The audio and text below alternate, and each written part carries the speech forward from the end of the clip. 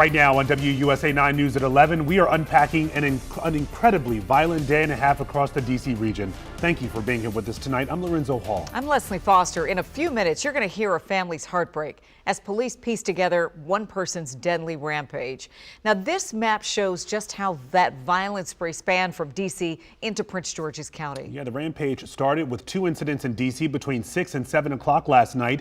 In one incident, a former D.C. Board of Elections representative was shot. He is now in the hospital, critically injured. And the other, a man died after a carjacking and shooting. And that is when police say the crime spree moved into Prince George's County. We're told the carjacker dumped the murder victim's car and stole 2 other vehicles. It all ended around 5 a.m. when the person opened fire on officers. Police then shot and killed that carjacker. Now, unlike many carjackings lately, D.C. police say they believe the suspect in this case may have been someone with a mental health diagnosis. Now, as police investigate further, the victim's family is shaken and devastated tonight, as you can only imagine.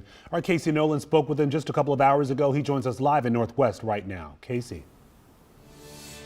Yeah, listen, so his name was Alberto Vasquez. Friends and family called him AJ.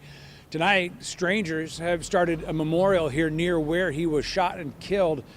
His family told me they're not sure what to do next. They say life goes on or you got to be strong. And I don't even know really what strong is at this point. Like, I don't want to be strong for this. Alberto Vasquez's family carries both the pain of his death and the questions surrounding it. AJ was just a very charismatic, outgoing young man. Not someone that anybody would want to take his life.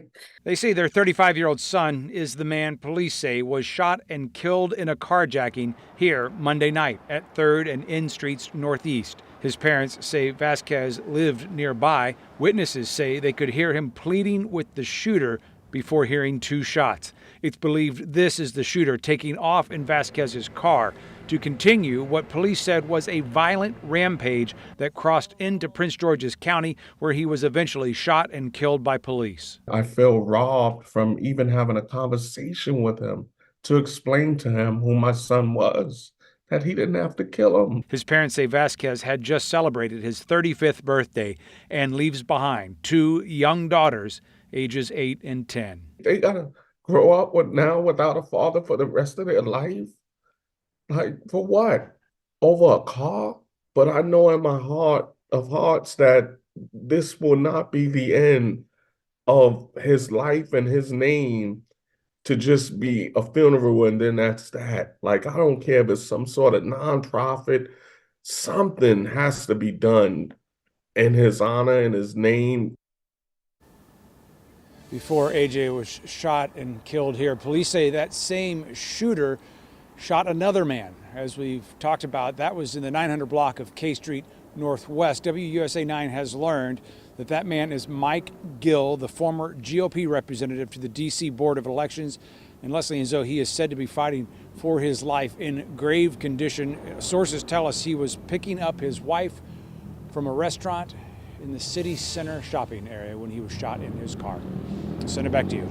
So many people's lives devastated as the result of one person. The heartache, the agony. Yeah.